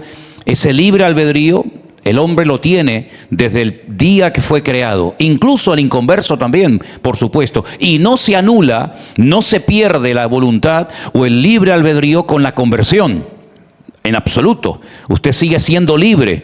Por eso también decía el apóstol Pablo a los Gálatas, también en el capítulo 5, no uséis la libertad como ocasión para la carne, sino que ahora vuestros objetivos son otros, servíos los unos a los otros en amor. Amén, hermanos. La voluntad está ahí. Tú tienes voluntad para venir al culto, quedarte en tu casa. Tú tienes voluntad para decir, voy a leer la Biblia sistemáticamente o paso de leerla. Tú tienes voluntad para tomar decisiones. Espero que a estas alturas, pues todo lo que hagas y digas, pues gire en torno al Señor y dejes de ser una persona egocéntrica para convertirte, con la ayuda del Señor, en una persona cristocéntrica, ¿verdad? Y el apóstol Pablo nos enseña, mejor dicho, el Señor a través de Pablo nos enseña que hay pensamientos que no son correctos pensarlos. Hay actitudes que no son correctas mantenerlas y defenderlas en nuestra vida. Posturas antibíblicas, pensamientos sucios, palabras deshonestas, actitudes que perjudican nuestro crecimiento y nuestro desarrollo espiritual. ¿Cómo me defiendo? ¿Cómo puedo contrarrestar? ¿Cómo puedo superar todo eso? Porque dice la Biblia, y lo vamos a leer, que en Cristo Jesús somos más que vencedores. Ahora, tú no tienes por qué ser una víctima, porque una de las características, y es el primer punto que quiero destacar en esta noche, es que para poder mantener tu vida alineada con Dios, en sintonía con Él, en victoria y en libertad, es que no tienes que depender de nada ni de nadie a lo largo de tu vida y de tu relación con el Señor. En el momento en el que tú dependas de algo y ese algo te falle o lo pierdas, vas a tener un problema. Vas a entrar en crisis. Te va a faltar esa pastilla, ese jarabe, esa casa, ese coche, esa novia, ese amigo o lo que sea. Tú no puedes depender a estas alturas de la vida de nada. Pero ojo, tampoco de nadie. Hay personas que dependen de cosas, dependen de personas. Y en cuanto esas cosas o esas personas le fallan o ya no lo tienen, esas personas se derrumban. ¿Y cuántas personas han perdido las ganas de vivir? Las ganas de congregarse, las ganas de atender a los demás, de atender a sus responsabilidades. ¿Por qué? Pues porque le han dado lugar a algo que no es de Dios. Y así como la verdad liberta, las mentiras esclavizan. ¿Cómo podemos entonces saber si lo que estoy deseando, lo que estoy pensando, sintiendo, es verdad o es mentira? Si algo me lo está mandando, me lo está poniendo el Espíritu de Dios en mi vida, o es el diablo el que me está jugando una mala pasada y me intenta enfriar y apartar de Dios. Bueno, para eso tienes el manual. Con el manual, con la Biblia, puedes saber en todo momento si lo que tú estás pensando, si lo que tú estás sintiendo es voluntad de Dios o no es la voluntad de Dios. Tú no eres una víctima, no tienes por qué estar inventándote nada, no tienes por qué estar imaginándote. No, aquí no es cuestión de sentir, aquí no es cuestión de ver, de tocar, ni de imaginarme nada. Aquí es cuestión de creer y de acatar lo que dice la palabra de Dios. ¿Se acuerdan ustedes cuando un padre desesperado trajo a su hijo para que el Señor lo liberara de aquellos problemas espirituales que tenía? ¿Se acuerdan? La Biblia dice que llegó al lugar donde supuestamente Estaba el maestro y no estaba. Se había marchado a orar a la montaña con algunos de sus discípulos. Sus discípulos intentaron solucionar el problema que este hombre traía y no pudieron. Cuando baja el Señor de la montaña, este hombre se le acerca al Señor y le dice: Señor, traje a mi hijo que cuando ve aguas profundas se me tira para morir, para ahogarse, y cuando pasamos por algún lugar donde hay fuego se me quiere meter dentro para quitarse la vida. Y yo vine con toda mi fe y con toda mi ilusión a hablar contigo. Tú no estabas, tus discípulos intentaron solucionarme la papeleta y no han podido. Si tú puedes hacer algo. Y el Señor se le queda mirando y le dice: al que cree, todo le es posible. Si no es que si yo puedo hacer algo. El problema es que la fe de este hombre, la expectativa de este hombre menguó. ¿Por qué? Porque se dejó ministrar, se dejó ayudar por los discípulos, cuando él a quien tenía que haber invocado era el Señor. Y la palabra de Dios dice que se llevó una tremenda desilusión y su fe inmediatamente menguó. Hace muchos años, en un viaje que hicimos a Israel, subiendo el Monte de los Olivos, ya hoy en día no lo hacemos, ya hoy en día lo bajamos caminando, pero durante años lo subíamos, y mientras subíamos algunos hermanos se cansaban y se quedaban por el camino esperando coger un poco de aire hasta que nos veíamos arriba. Y cuando llegamos arriba, un matrimonio que viajaba con nosotros nos dijo que habían hablado con una señora que estaba sentada también en el camino cansada, y que contactaron, hablaron con ella, y esta señora estaba sola y preguntaba si podía unirse a nuestro grupo y hacer el recorrido, el tour con nosotros. Y entonces, bueno, justamente teníamos una plaza y entonces ella se unió a nosotros y estuvo el resto del viaje viajando a todas partes con nosotros. El último día en el hotel solemos hacer una reunión de despedida y al mismo tiempo para tomar testimonios y si hay algo que compartir o decir. Y esta señora nos daba gracias por haberla acogido en el grupo, y ella dijo que hacía 40 años, yo nunca había conocido una persona así, 40 años que había dejado de asistir a una iglesia evangélica, porque había sido tan grande la desilusión, tan grande el desengaño que se había llevado, que optó por buscar por ahí, por el mundo, la verdad fuera de Cristo, y lógicamente el vacío de su corazón era terrible. Ella quería recorrer Israel, Jordania, Egipto y otros países, tratando de llenar un poco el vacío de su corazón y sanar su corazón herido, roto, por aquella herida que había recibido de un pastor que no lo había tratado bien, sino más bien todo lo contrario. ¿Te das cuenta lo que puede suceder en una vida cuando pones tu confianza, cuando pones tu mirada en las manos de una persona? Tremendo, ¿no? Te puedes llevar una tremenda desilusión.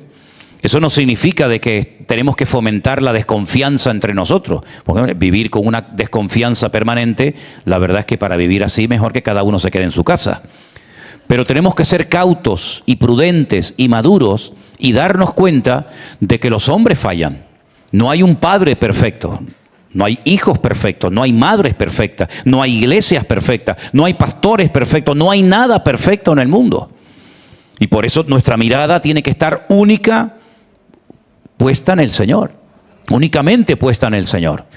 Es más, es un consejo, es un mandato de la Biblia. Si habéis resucitado con Cristo, poner la mira en las cosas de arriba, no en las de la tierra. Cuando tú pones tu confianza en una persona, si la persona hace lo que tú esperabas que hiciera o te dice lo que tú esperabas que te dijera, todo va a ir bien. Pero en el momento en el que te falla, te vas a llevar una tremenda desilusión. Por eso vuelvo a repetir el punto. Si quieres ser una persona madura, tú sabrás si quieres serlo o no. No puedes depender de nada ni de nadie. Yo les recuerdo que José, cuando estuvo en la cárcel por un delito que no había cometido, eso es terrible, cuando él le interpreta el sueño al copero y al panadero, que habían tenido unos sueños y él se los interpreta, cuando van a salir los dos de la cárcel, José le dice a ellos: acuérdense de mí, acuérdate de mí, háblale al faraón de mí. Dice la Biblia que salieron, ¿y qué pasó? Se olvidaron. Qué palo, ¿no? Otra desilusión más. Entonces hay cosas que tú puedes ya evitar en la vida. Ahora, si sigues repitiendo lo mismo, después no te quejes. Decía el famoso Albert Einstein, famoso científico alemán de origen judío: si quieres ver cosas diferentes en tu vida, no sigas siempre haciendo lo mismo. En la vida espiritual pasa exactamente lo mismo. Si has tropezado, si has caído, párate.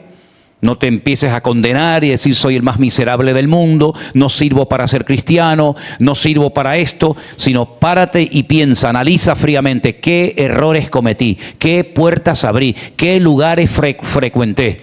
Y entonces vas a sacar una conclusión y te vas a dar cuenta de que abriste puertas, te confiaste demasiado y tropezaste, caíste, te enfriaste, etcétera, etcétera. Pero si ya has aprendido la lección y vuelves otra vez a cometerla, querido hermano, pues, ¿qué quieres que te diga?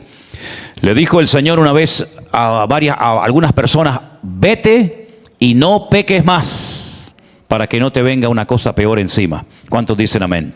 Así que selecciona, analiza, filtra, ¿verdad? Filtra a la luz de la palabra de Dios si tu vida está en consonancia con Él, si tus pensamientos son correctos, puros, amables, verdaderos. Porque claro, una de las características que tiene que tener un pensamiento para darle lugar es que sea verdadero. Porque repito, la verdad liberta, pero las mentiras esclavizan. Como tú empieces a creer en una mentira creyendo que es una verdad, te estás matando. Te estás suicidando. Crees que no vales para nada, crees que me estoy muriendo, crees que todo me va a salir mal y empiezas a darle lugar y a darle lugar y alimentar y alimentar. Entonces lo que estás demostrando es una inmadurez, una falta de crecimiento espiritual tremenda. Y por eso cuántas personas se terminan dañando a sí mismas, porque empiezan a lanzarse piedras contra su propio tejado, en vez de decir, todo lo puedo en Cristo que me fortalece, el Señor está conmigo, Él es mi pastor, aunque ande por valles de sombra y de muerte no temeré mal alguno, aunque un ejército acampe contra mí no temerá mi corazón, etcétera, etcétera. En vez de alimentar la fe, lo que están es matando a la fe. Entonces después, no te quejes. Seguimos leyendo en el versículo 10 de Filipenses 4, que dice: en gran manera me gocé en el Señor de que ya al fin habéis revivido vuestro cuidado de mí, de lo cual también estabais solícitos, pero os faltaba la oportunidad. Recuerden que esta carta Pablo la escribe desde prisión. Él no está visitando otra iglesia o viajando por aquí o por allá. Él está privado de libertad, él está en Roma en una cárcel y probablemente pues a punto de morir. Y entonces él recibe un donativo, él recibe una aportación económica, una ofrenda por parte de la iglesia de los filipenses, y les dice: yo no digo esto porque tenga escasez, pues he aprendido a contentarme cualquiera que sea mi situación. Esto es fácil leerlo, Esto es fácil leerlo, pero a veces para aprender y sacar buena nota en esto te lleva muchos años. He aprendido a contentarme, a estar contento, tranquilo, sin nervios, sin preocupaciones, cualquiera que sea mi situación. Y ahora él especifica un poco el concepto. Dice: sé vivir humildemente y sé tener abundancia. En todo y por todo estoy enseñado. ¿Quién le enseñó? El Señor Jesús. Así para estar saciado como para tener hambre, así para tener abundancia como para padecer necesidad. ¿Cómo se duerme mejor? ¿Con el estómago lleno y pesado o con el estómago vacío? Pues a veces es mejor comer menos que decir tengo una gran abundancia y después estás dando vueltas toda la noche que no puedes dormir y después te pones a soñar y después al día siguiente me llamas y me dices: pastor, ¿me puede interpretar el sueño? Digo, no, lo que te voy a decir es que comas menos y te deje de tanto sueño, ¿sí? Porque todo lo puedo en Cristo que me fortalece. Es decir, Él le da las gracias a los hermanos por haberle mandado esta ofrenda, esta aportación económica a su ministerio. Dice: yo sé que ustedes lo querían hacer, solamente que os faltaba la oportunidad. Y Él los alaba, reconoce la generosidad de los hermanos. Pero por otra parte dice: no se preocupen, hermanos, porque sea lo que sea, yo he aprendido a estar contento y satisfecho cualquiera que sea mi situación. Yo sé tener abundancia, y la abundancia no se me sube a la cabeza ni me he echado a perder, pero tampoco me he hundido, cuando he tenido que vivir con el cinturón apretado, como se suele decir, en escasez, humildemente, porque todo lo puedo en Cristo, que me fortalece. La actitud marca la diferencia, mi hermano. Usted puede llevar 40 años en la iglesia, pero eso no significa nada en principio. Hay gente recién convertida que tiene una mejor actitud que gente que lleva toda la vida y se cree que ya se lo saben todo y en el fondo no saben nada. Hay un gran problema que el pueblo de Israel cometió en la abundancia y tenemos que leer ese texto de Deuteronomio 28, si me lo puedes poner, por favor. Y vamos a leerlo todos juntos porque allí hay una palabra, hay unas expresiones tremendamente interesantes que tenemos que tener cuidado que no se vuelva a reproducir en nuestras vidas ese gravísimo error. Léalo conmigo. Por cuanto no serviste a Jehová tu Dios con alegría y con gozo de corazón por la abundancia de todas las cosas. Otra vez, por cuanto no serviste a Jehová tu Dios con alegría y con gozo de corazón por la abundancia de todas las cosas. Ese es un reproche que en Deuteronomio capítulo 28, capítulo que habla de las bendiciones y de las maldiciones que vienen como consecuencia de la desobediencia o bendiciones por la obediencia. Esa es una palabra que está ahí en ese capítulo muy interesante. Ustedes no se gozaron, no tuvieron alegría, no tuvieron gozo de verdad, de corazón sincero y genuino en el tiempo de abundancia.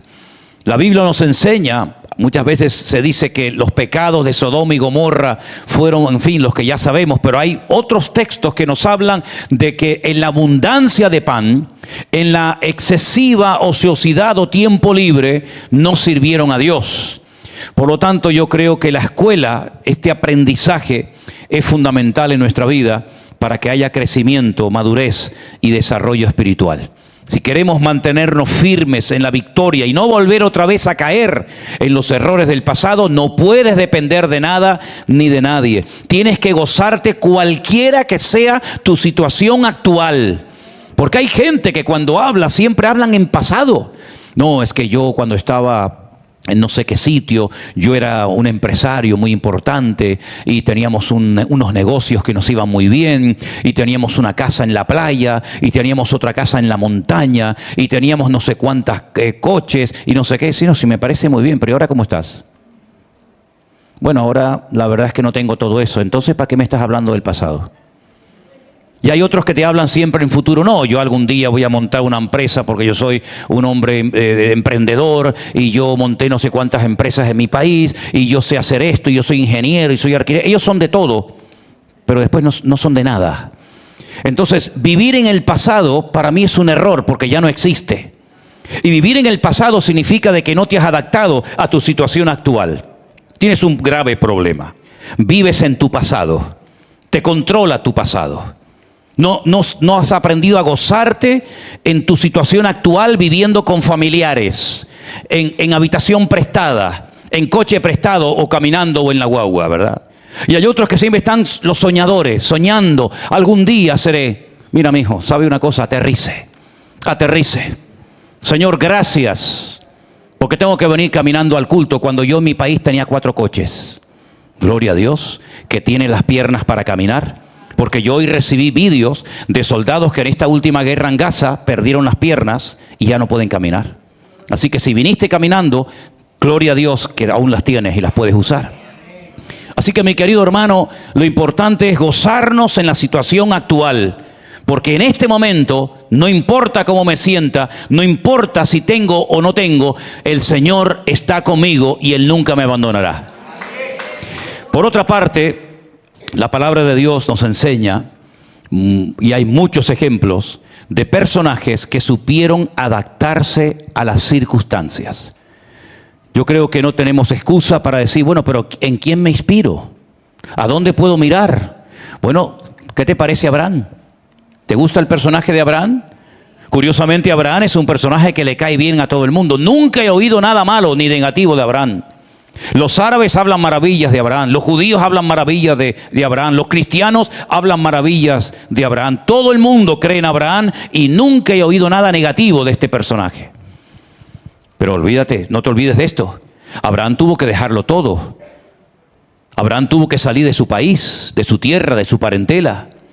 Abraham tuvo que dejarlo todo atrás para salir a un lugar que ni siquiera sabía dónde estaba, ni cómo era. Porque Adán y Eva sabían cómo era el paraíso. Lo veían, vivían en él, caminaban en él. Pero Abraham salió sin saber a dónde iba y ni siquiera Dios le dijo que la tierra era bonita, era amplia, era verde, no le dijo nada, no le dio ni un detalle, simplemente una orden: sal inmediatamente de tu tierra y de tu parentela. Parece como que salió, pero se llevó a su padre, no se olviden, cuidado, en el llamamiento se llevó a su padre, en el llamamiento se llevó a su sobrino. ¿Cómo se llamaba el sobrino de Abraham? El llamamiento no era para Lot. El llamamiento no era para su padre. Su padre no tenía por qué haberse ido con él. El Señor le dijo: de tu tierra y de tu parentela. Y al final se tuvo que separar del padre, se tuvo que separar del sobrino, etcétera, etcétera. Yo he dicho recientemente, y lo vuelvo a repetir ahora, que hay bendiciones que vienen solas, sin buscarlas. Donde estás, te encuentran y ahí las recibes. Pero hay otras bendiciones que vienen cuando se dan las características y, por así decirlo, los ingredientes indispensables para que puedas recibir esa bendición. Abraham es un ejemplo tremendo de cómo él vivió por fe, y dice que por fe fue justificado sin las obras de la ley. Moisés ni había nacido. Abraham es un hombre que nunca leyó ni el Antiguo ni el Nuevo Testamento, pero dice la Biblia, su fe le fue contada por justicia. Tremendo, ¿no? ¿Qué te parece el personaje de José? Un hombre despreciado por su propia familia.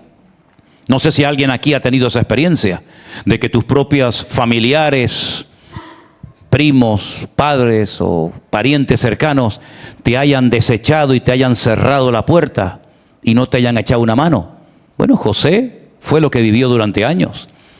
Y José es una persona que visitó la cárcel. No sé si alguien aquí ha estado en la cárcel por un delito no cometido. Porque generalmente cuando se va a la cárcel, aunque todos dicen que no han roto un plato, José sí es verdad que estuvo en la cárcel por un delito que él no había cometido. Pero nunca yo veo a José quejándose, nunca, Nunca veo a José diciendo: ¿por qué me pasa esto? ¿Y por qué mi familia me odia? ¿Y por qué no hicieron caso de mis gritos cuando estaba en el pozo desesperado? ¿Y por qué me acusan de un delito que yo no he cometido cuando yo no me acosté con esa mujer? Nunca se queja de nada, sino que él soporta la aflicción. Y en todo momento dice la Biblia que se mantuvo alineado con Dios, y llegó al punto ya después de años donde dijo a sus hermanos: no me trajeron ustedes a Egipto, fue mi Dios el que me trajo a este punto de mi vida. ¿Qué te parece? Hay personas que fueron usadas en Canaán y hay personas que fueron utilizadas fuera de Canaán.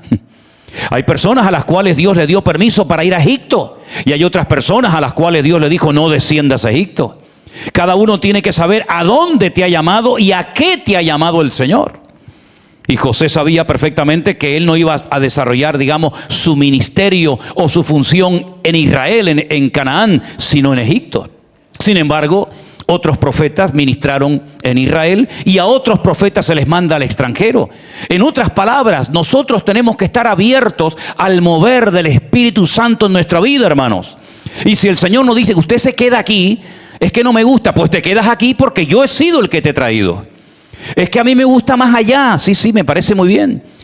A David le hubiera encantado. El sueño de David, ¿cuál era, hermanos? Construir el templo. Le dijo en algún momento el Señor: constrúyeme un templo, constrúyeme una casa, cuando el cielo es mi trono y la tierra es el estrado de mis pies. No, pero él tenía un sueño, él tenía una meta en su vida, y era construir un templo. ¿Y qué le dijo un profeta? El profeta Natán, que por cierto se equivocó la primera vez, El profeta Natán, cuando oye que David quiere construir un templo, le dice: haz lo que venga a tu corazón, y se va. Y David dice: uy, qué bien, Dios me da carta blanca, Dios me da autorización para construir el templo. Y al día siguiente el mismo profeta le dice: no, el Señor me ha dicho que tú no lo puedes construir. Y le da una serie de motivos, una serie de razones, pero lo va a hacer tu hijo. ¿Piensan ustedes que él se derrumbó? ¿Que él se desanimó? Dijo: no, Mi papel en la vida no es construir un templo, eso es la función que va a hacer mi hijo. Y entonces lo que yo voy a hacer es ayudarlo, apoyarlo para que él haga realidad mi sueño.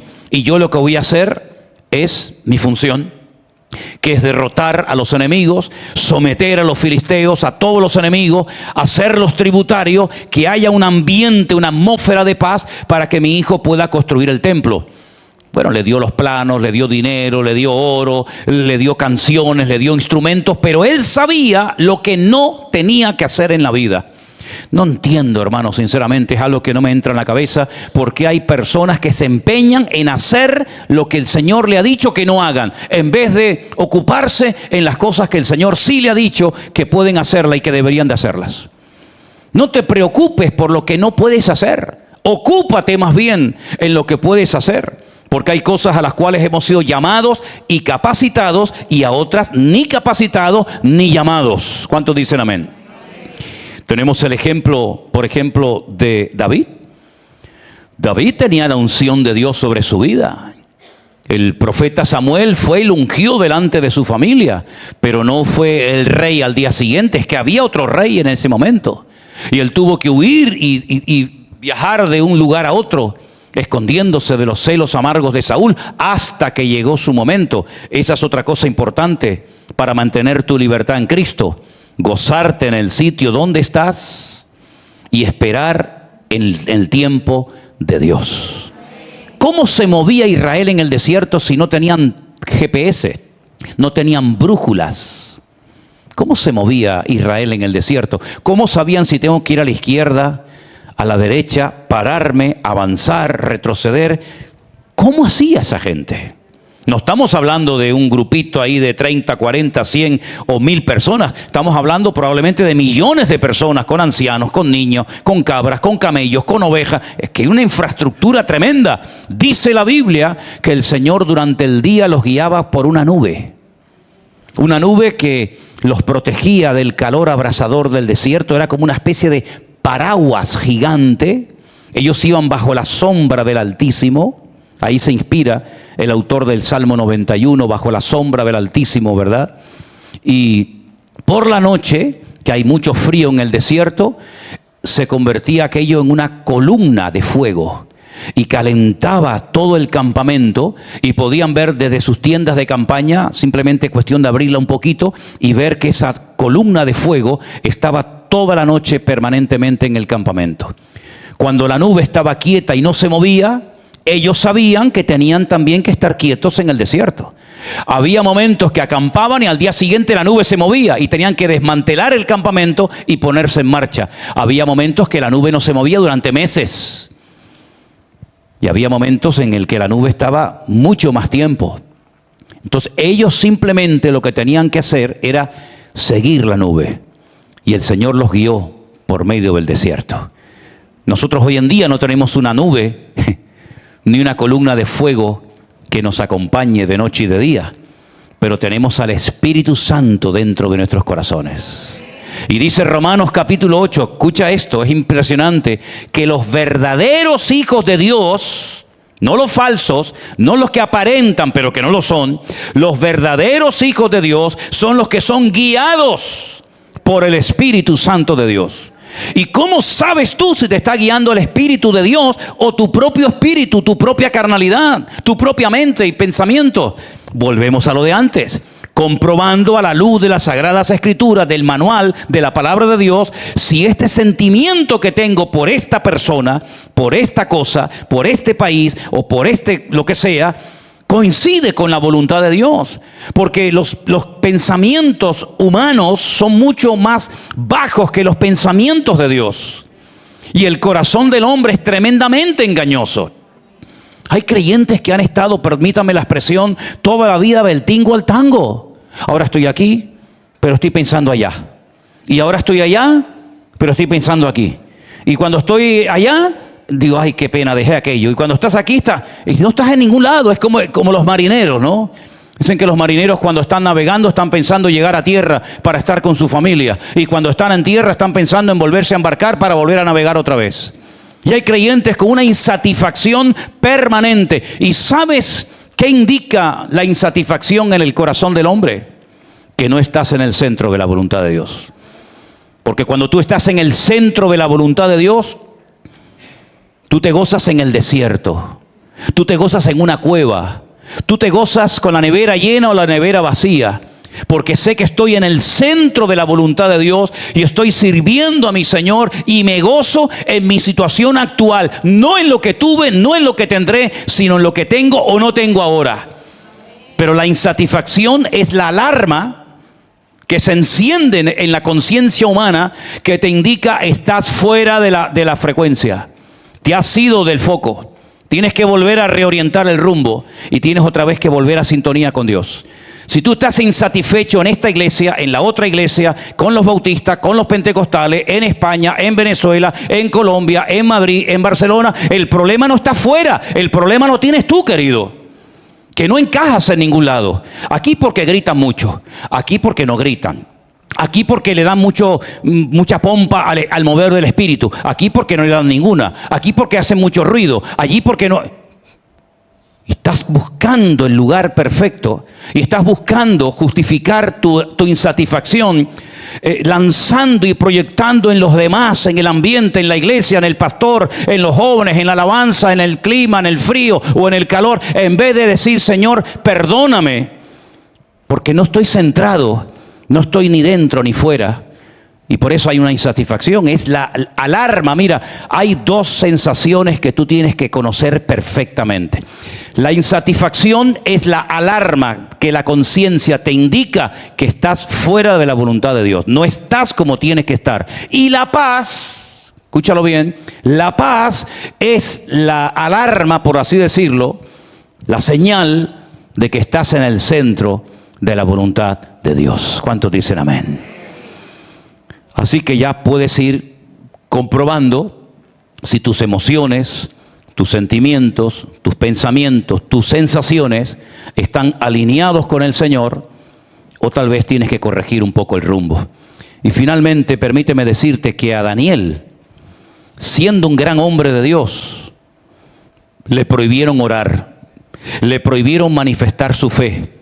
Y la palabra del Señor nos dice que él no le tuvo miedo al gobierno, ni le tuvo miedo a las amenazas del gobierno, sino que él siguió orando con su ventana abierta 3 veces al día, mañana, tarde y noche, porque por encima de las leyes del gobierno estaba la ley de su Dios.